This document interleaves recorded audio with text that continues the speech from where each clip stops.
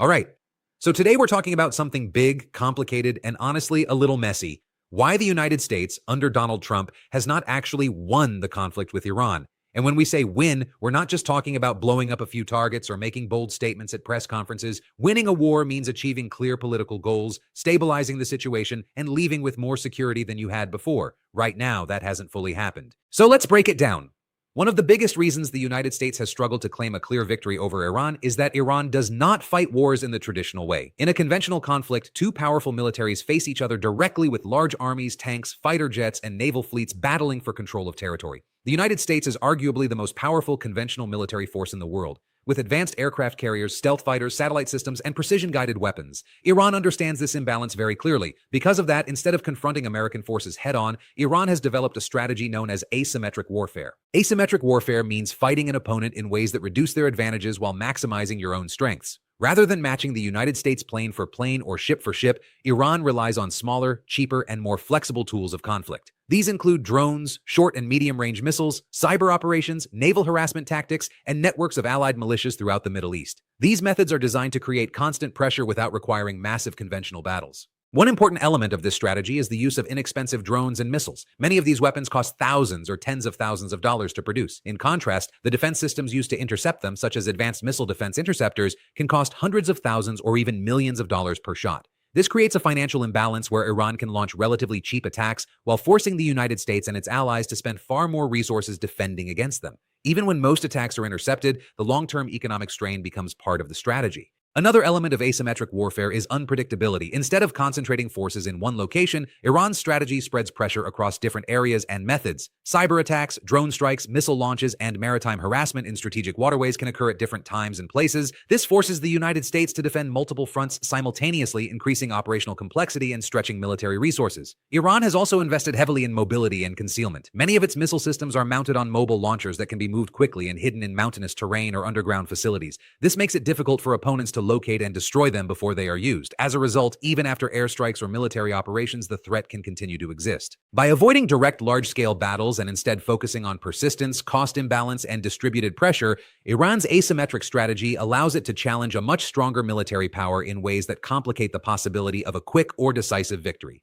Another major reason the United States has struggled to achieve a clear victory in a conflict with Iran is that military success does not automatically translate into strategic or political success. In modern warfare, destroying targets or winning battles does not necessarily mean that the broader goals of the war have been achieved. Governments often enter conflicts with objectives such as changing an opponent's behavior, weakening its political system, stopping certain programs, or reshaping regional influence. Achieving these outcomes requires much more than battlefield dominance. The United States possesses extremely advanced military technology capable of carrying out precise and powerful strikes. Air power, cruise missiles, and intelligence systems allow it to target military facilities, missile bases, research centers, and infrastructure with high accuracy. These operations can significantly damage physical assets and temporarily reduce an opponent's capabilities. However, the destruction of equipment or facilities does not automatically eliminate the political will, strategic ambitions, or long-term capabilities of the opposing state.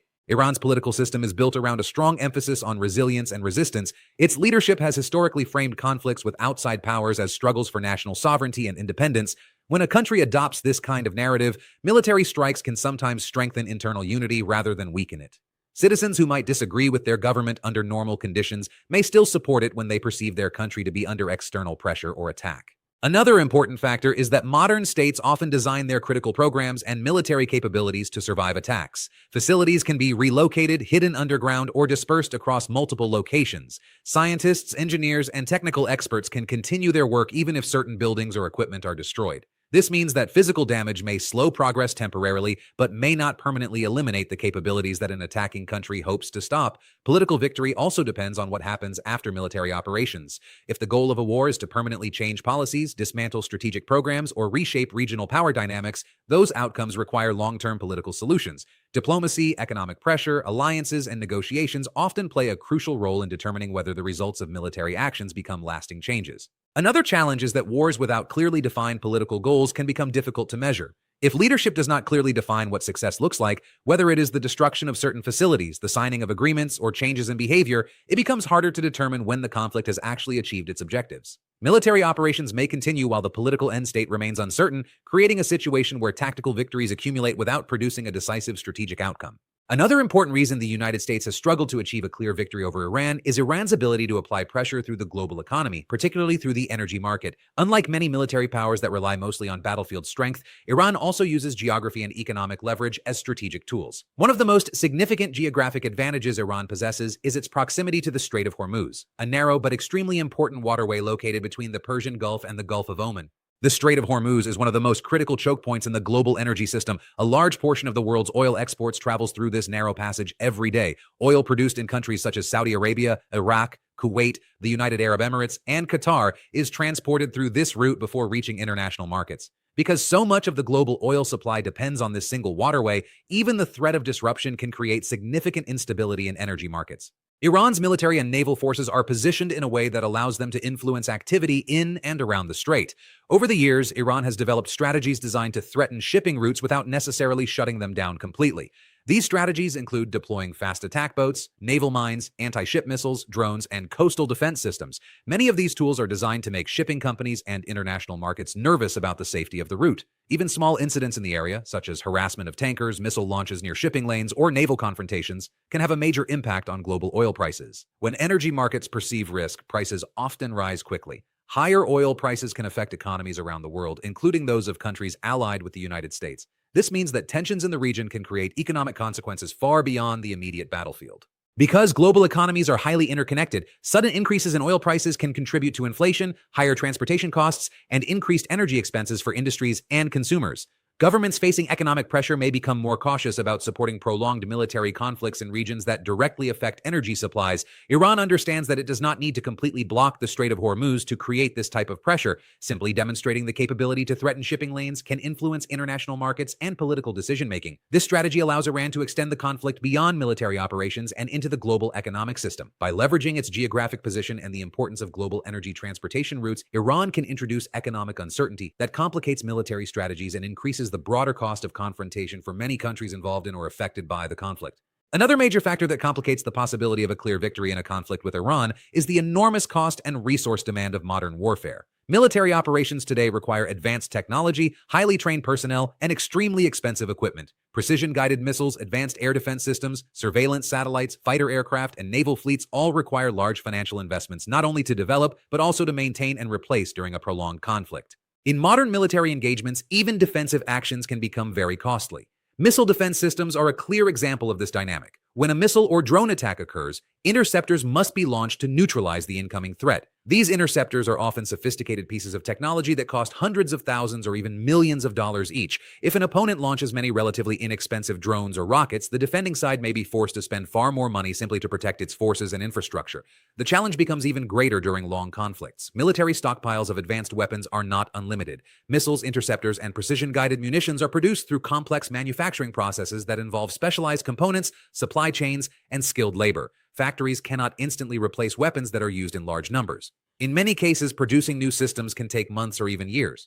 When a conflict consumes large quantities of these weapons, military planners must carefully manage their inventories. They need to balance current operational demands with the need to maintain reserves for other potential threats. If resources are depleted too quickly, it could reduce readiness for future conflicts or emergencies in other parts of the world. Logistics also plays a crucial role in modern warfare. Transporting equipment, maintaining aircraft, fueling ships, and supporting personnel stationed far from home requires extensive supply networks. Bases, carriers, and logistics hubs must operate continuously to keep military operations functioning. Each of these systems adds additional cost and complexity to the overall effort. Domestic economic considerations also influence how long a country can sustain an expensive conflict. Governments must allocate funding not only for military operations but also for domestic programs such as infrastructure, healthcare, and education. When war expenses increase significantly, political debates often arise about budget priorities and the long-term economic impact. Public opinion can also become a factor when wars become financially burdensome. Citizens may question whether the costs of the conflict are justified by the outcomes being achieved. This combination of financial strain, resource limitations, logistical challenges, and political pressure can make prolonged military campaigns increasingly difficult to sustain over time.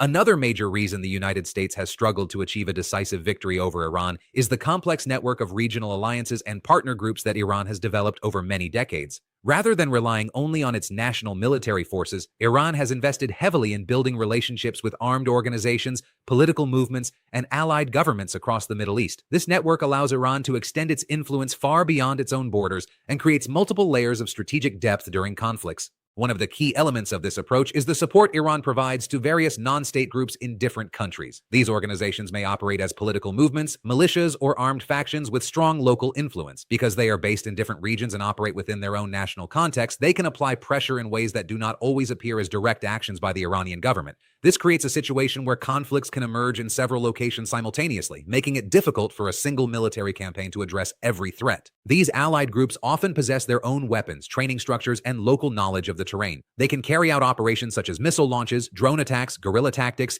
and defensive campaigns in their own areas of operation. Their presence means that the conflict can expand beyond one country's borders and affect multiple regions at the same time. For military planners, this greatly increases the complexity of managing the situation. Another challenge is that many of these groups are deeply embedded in local communities. In some areas, they provide social services, political representation, or security functions alongside their military roles. Because of this integration with local populations, military action against them can carry significant political and humanitarian risks. Operations aimed at weakening these groups may also affect civilian areas, which can create international criticism and increase political tensions. The geographic distribution of Iran's allies also plays an important role. Different groups operate in various parts of the Middle East, creating a wide arc of influence that stretches across several countries. This means that tensions with Iran can affect shipping routes, border regions, and strategic locations across the broader region. As a result, a conflict that begins between two countries can quickly develop into a much wider regional crisis. For the United States and its partners, responding to such a network requires coordination with multiple governments, intelligence agencies, and military forces.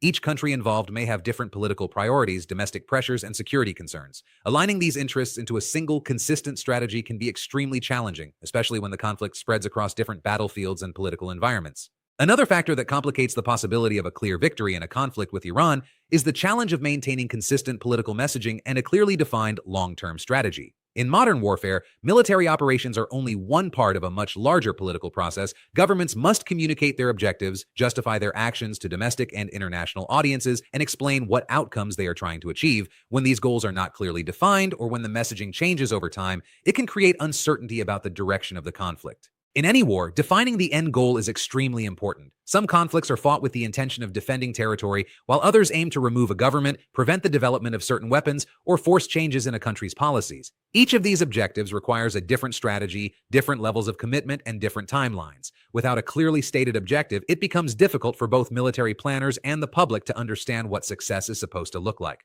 Political messaging also plays an important role in maintaining domestic support. Military operations often require long-term investment, the deployment of troops, and the use of national resources. Citizens and lawmakers typically want to know why these sacrifices are necessary and what results they are expected to produce. If the goals of the conflict appear unclear or constantly shifting, public confidence in the strategy may begin to weaken. International alliances are also influenced by the clarity of a country's strategy. Many military operations involve cooperation between multiple countries, each with its own political system, leadership, and public opinion. Allies often want to understand the long-term plan before committing resources or personnel to a conflict. If the objectives of the war are not clearly communicated, it can make coordination more difficult and reduce the willingness of partners to remain fully engaged. Another issue arises when political leaders send mixed signals about the duration or purpose of the conflict. Statements about when the war might end or what conditions would mark victory can influence both allies and opponents. If those signals appear inconsistent, opponents may interpret them as signs of uncertainty or hesitation, which can encourage them to prolong the conflict rather than seek a quick resolution. Clear communication and strategic consistency help military forces operate with a shared understanding of the mission. When goals, timelines, and expectations are firmly established, decision-makers at different levels of government and the military can coordinate their actions more effectively. When those elements remain uncertain, the overall strategy of the conflict can become harder to maintain and evaluate. In the end, the central lesson from this conflict is that modern wars are rarely decided by military strength alone. A country may possess the most advanced weapons, the strongest air force, and the most sophisticated technology, yet still struggle to achieve a clear and lasting victory. The situation involving Donald Trump and Iran highlights how warfare in the 21st century is shaped by strategy, economics, regional politics, and long-term endurance rather than simple battlefield dominance. Iran's use of asymmetric tactics, its ability to apply economic pressure through global energy routes, and the influence of its regional alliances all demonstrate how a weaker power can challenge a stronger one by changing the rules of the game. At the same time, the enormous financial costs of modern military operations, the difficulty of maintaining long-term resources, and the importance of clear political objectives